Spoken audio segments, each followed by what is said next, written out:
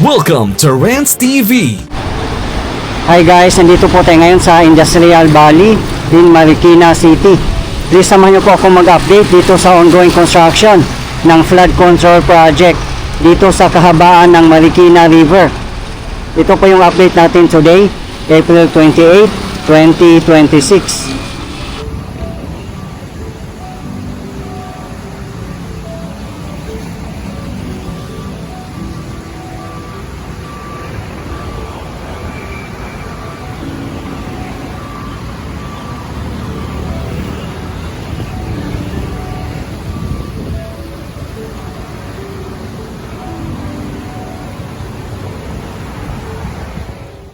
Sa mga hindi po nakakaalam, ang mga contractors po dito ay joint venture ng Toyo Construction Company Limited and Shimizu Corporation. Sila po ay mga Japanese construction firms. Ang kabuuang project po from Marikina Bayan in Marikina City up to Barangay Manggahan in Pasig City ay funded po ng JICA or Japan International Cooperation Agency.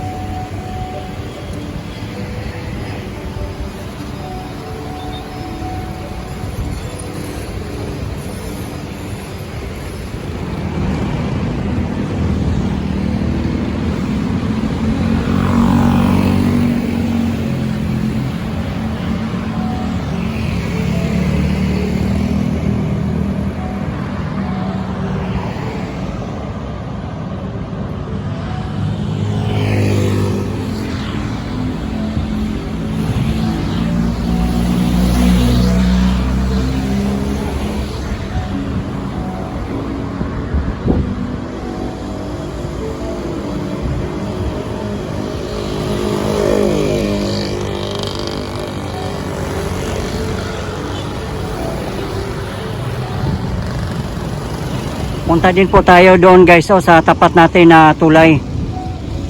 Mag-update din po tayo doon na side.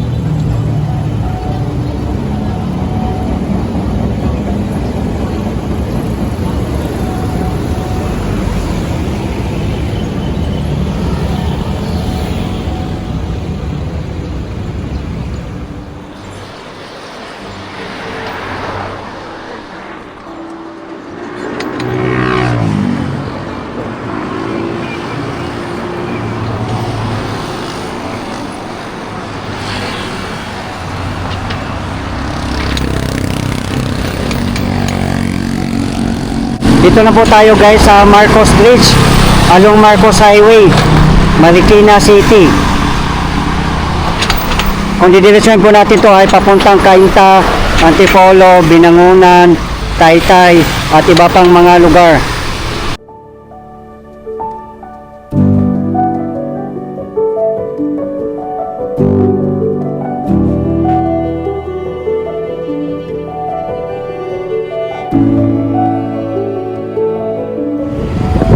dito naman sa likod ng retaining wall, wala pang mga braces dito. Temporarily ginagawa po nilang kalsada. Ayan po ang exit to Antipolo City, Pasig City, Libis, C5 at iba pang mga lugar.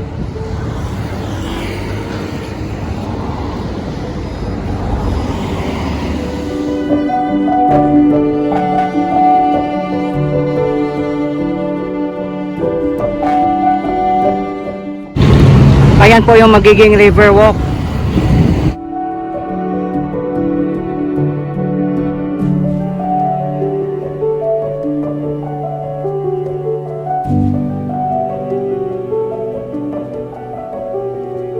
Yung mga lupa naman po na yan, temporary na po yan.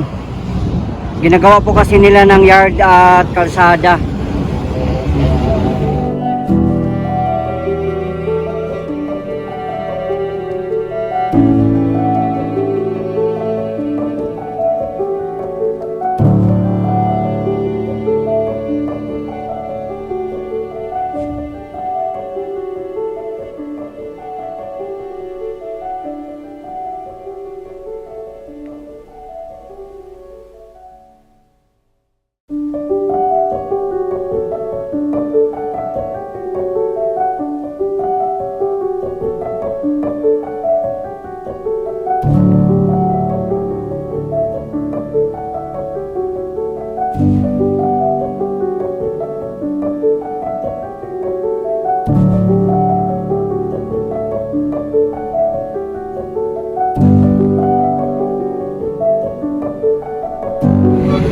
Per segment po ang ginagawa nila guys, at magsasalubong po sila hanggang magpang-aabot. Kabilaan po ang flood control project, kaya napakalaki po niya.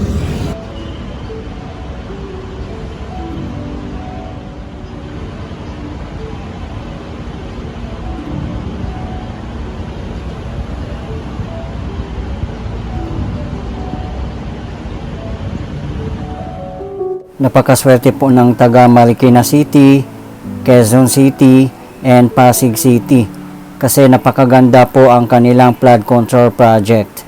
Gawa po ng mga Japanese contractors, kaya maasahan po talaga na high quality at pangmatagalan na po.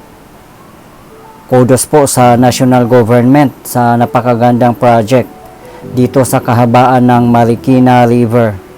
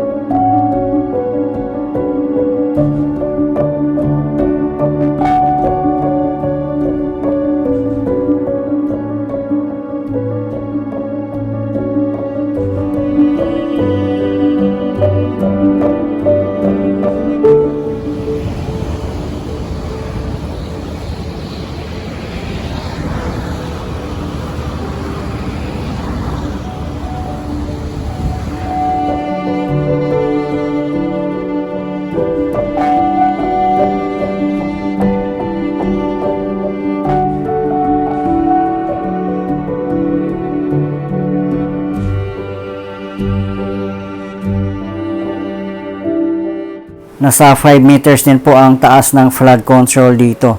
Kaya hindi na po sila basta-basta babahain pag matapos na po ang kabuuang project.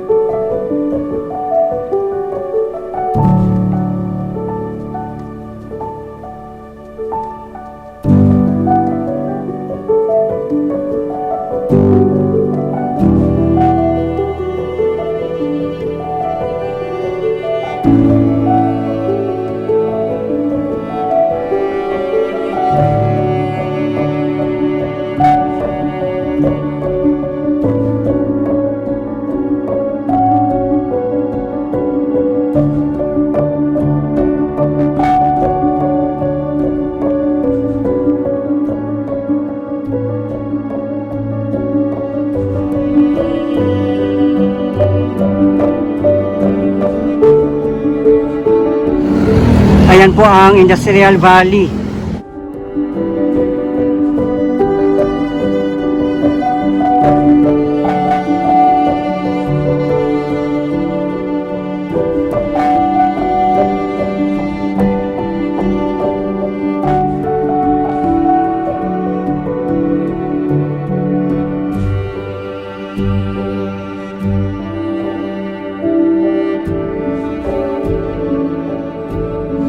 Dito na side ay nakabakod na po at sinimula na po nila ang construction. Pinapatag na po nila ang lupa dito at meron na pong mga sand and gravel.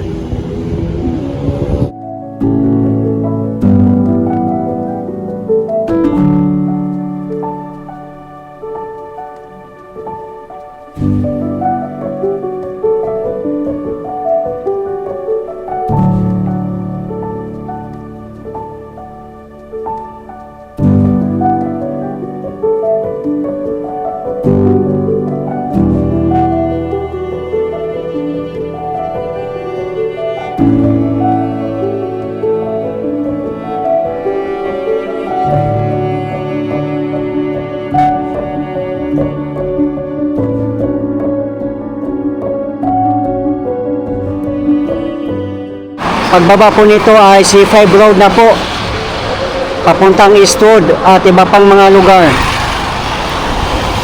Yung nakikita lang po natin sa tapat, yung mga matataas sa building, yan po ang Eastwood in Quezon City.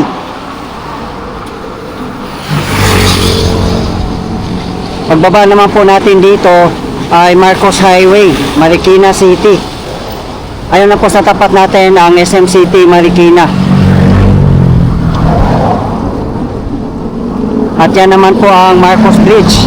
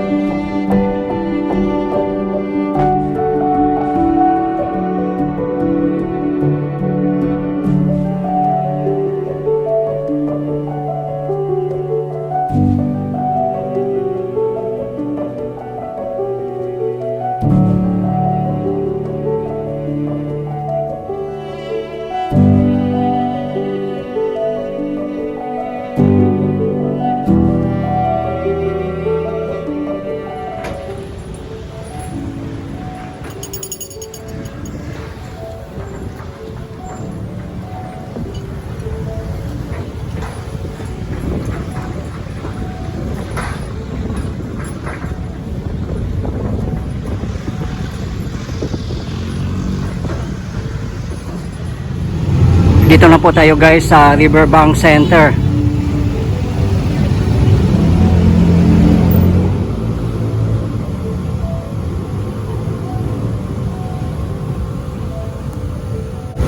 Dati meron pong temporary bridge dito kung gusto mong tumawid doon sa kabilang side. Park po kasi yan dati. Tinanggal na po nila yung temporary bridge dahil po sa construction ng flood control project.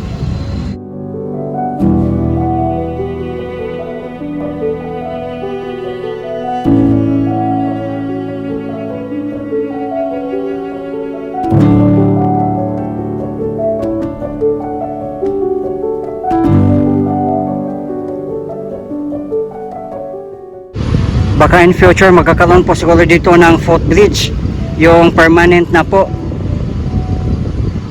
para kung gusto mong tumawid sa kabilang side pupunta ng SM City Marikina or dito sa Marikina Riverbanks ay napaka convenient na po para sa mga mamamasyal. Diyan po na area yung pinaka river park, yung parang amphitheater. Ngayon nga po ay tinambakan na po siya, tinaasan na po nila yung flood control. Mas mataas na po sa ground ng riverbank. Yan o, ang taas po ng tambak nila ng mga lupa.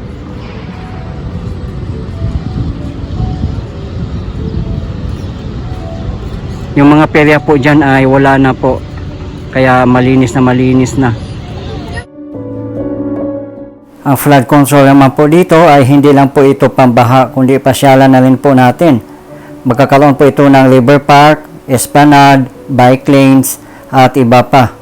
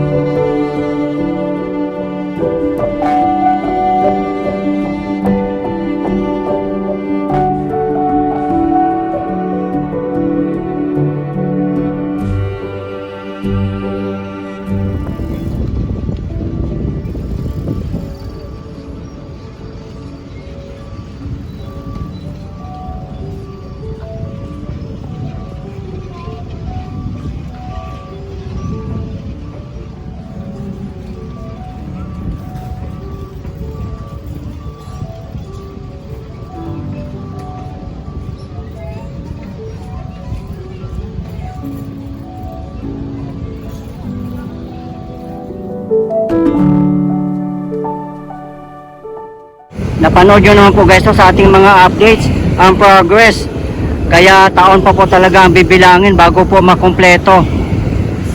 Napakalaking project po ito kasi kabilaan po from Marikina Bayan in Marikina City up to Barangay Manggahan in Pasig City.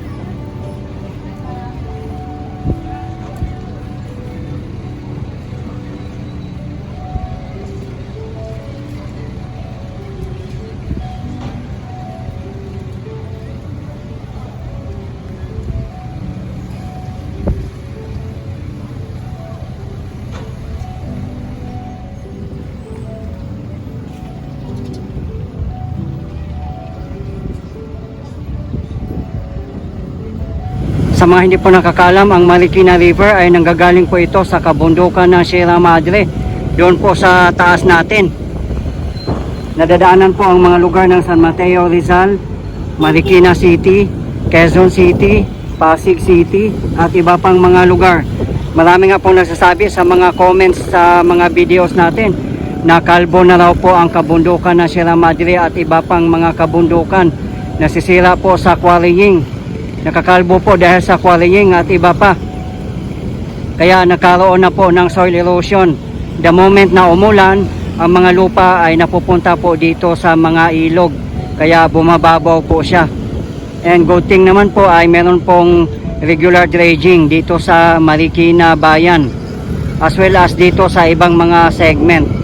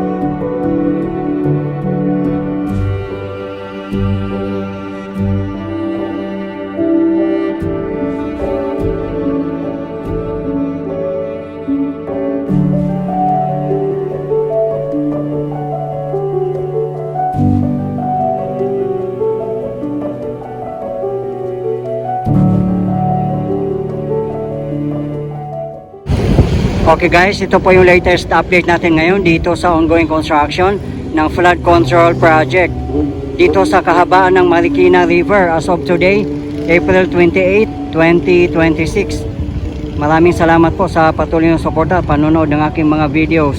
I really appreciate po at hindi po ako magsasawang i-update kayo lalong lalo na po sa mga government infrastructures. Mabuhay ang Pilipinas! Okay guys, thank you for watching and keep safe everyone.